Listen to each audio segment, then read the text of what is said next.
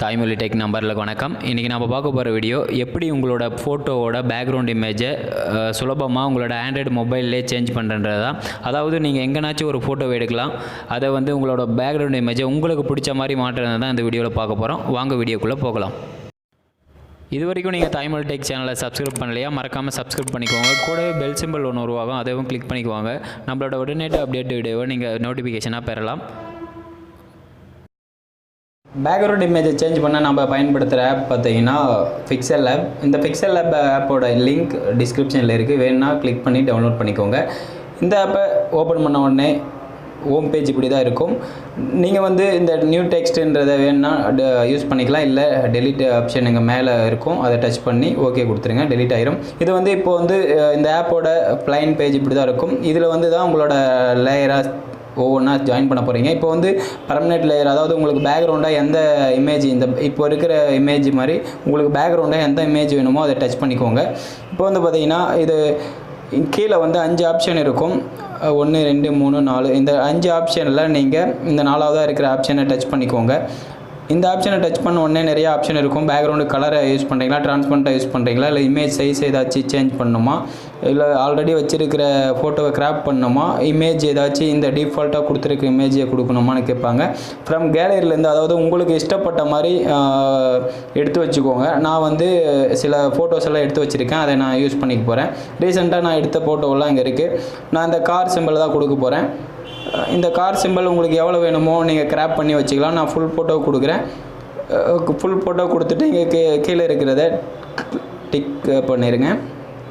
இப்போ இது background car வந்துடுச்சு. இப்போ செகண்ட் லேயர், அதாவது இது ஒரு ஃபஸ்ட் லேயர் ஆகிடுச்சு. இந்த ஃபஸ்ட் லேயரை நீங்கள் சேஞ்ச் பண்ண முடியாது. இதுக்கு மேலே நீங்கள் எத்தனை லேயர் வேணாலும் ஜாயின் பண்ணிக்கலாம். இப்போ இங்கே கீழே இருக்கிற ஆப்ஷனை யூஸ் பண்ணி கூட நீங்கள் பண்ணிக்கலாம். நீங்கள் சுலபமாக பார்த்தீங்கன்னா இந்த மேலே இருக்கிற ப்ளஸ் சிம்பிளை டச் பண்ணிக்கலாம். அடிஷ்னலாக உங்களுக்கு என்னென்னலாம் வேணுமோ அது பண்ணலாம். இதில் ஒரு 6 ஆப்ஷன் இருக்குது. Text, current date, sticker, shape, from gallery, draw. இது எல்லாமே யூஸ் பண்ணிக்கலாம். நாம் இப்போது ஒரு ஃபோட்டோவை கிராப் பண்ணி பேக்ரவுண்டை சேஞ்ச் பண்ணுறதுனால ஃப்ரம் கேலரியிலேருந்து என்னோடய ஃபோட்டோ நான் எடுத்து வச்சுருக்கேன், அதை எடிட் பண்ணிக்கலாம். இதில் இருந்தால் ஓகே, இல்லைனா நீங்கள் நார்மலாக இந்த சைடு 3 டேஷை டச் பண்ணிக்கலாம். உங்களோட நார்மல் மொபைல் ஆப் கேலரிக்கு போயிடும். இந்த கேலரி ஆப்லேருந்து உங்களுக்கு எந்த ஃபோட்டோ வேணுமோ நீங்கள் எடுத்துக்கலாம். நீங்கள் ஏதோ வச்சு ஒரு ஃபோட்டோவை எடுத்து இதை கிராப் பண்ணி அங்கே உங்கள் பேக்ரவுண்டுக்கு தகுந்த மாதிரி வச்சுக்கலாம். இப்போ உங்களுக்கு இதை எவ்வளோ கிராப் வேணுமோ, அதாவது உங்கள் பாடியில் கிராப் பண்ணுற அளவுக்கு நீங்கள் எடுத்துக்கிற மாதிரி இருக்கும். நான் இதை கிராப் பண்ணி டிக் கொடுத்துருங்க. டிக் கொடுத்த உடனே இப்படி தான் இருக்கும். நீங்கள் நார்மலாக பேக்ரவுண்ட் ப்ளைனாக இருந்தால் நான் இந்த சென்டர் ஆப்ஷனை டச் பண்ணிவிட்டு இந்த இரேஸ் கலர் இருக்குது பார்த்தீங்களா, இதை கொடுத்தீங்கன்னா ப்ளைன் கலராக, அதாவது நான் பேக்ரவுண்ட் இந்த கல் செடியெலாம் இருக்கிறதுனால இதில் ஈஸியாக பண்ண முடியாது. இதே பேக்ரவுண்ட் ப்ளைனாக இருந்துச்சுன்னா இதை நீங்கள் எவ்வளோ அட்ஜஸ்ட்மெண்ட் பண்ணுறீங்களா, பேக்ரவுண்ட் ஃபுல்லாக இரேஸ் ஆகிரும். இப்போ இந்த ஆப்ஷன் நம்மளுக்கு செட் ஆகாது, அதாவது நீங்கள் கட் பண்ணி எடுக்கிற மாதிரி இருக்கும். இந்த இரேசர் இருக்குது பார்த்தீங்களா, இந்த இரேசரை டச் பண்ணிக்கோங்க. இரேஸ் டச் பண்ண உடனே ஃபுல் ஜூமிங் ஆகும் ஃபோட்டோ.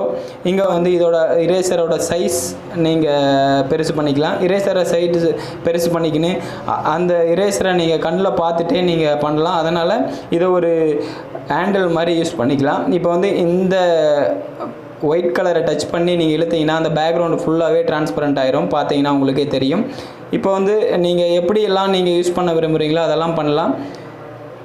இது நீங்கள் கீழே இருக்கிற பட்டனை பெருசு பண்ணிக்கலாம், இல்லை இரேசர், அதாவது இந்த பிளர்ராக உங்களுக்கு வேணும்னா இதை ஃபுல் சைஸ் பண்ணிக்கோங்க. பிளர் எனக்கு தேவையில்லைன்னா பரவாயில்ல, இது சைஸை மட்டும் நீங்கள் பண்ணிக்கோங்க. பிளர்ராக நீங்கள் பண்ண தேவையில்லை, ஏன்னா பேக்ரவுண்டு கொஞ்சம் கிளாராக தெரியும்.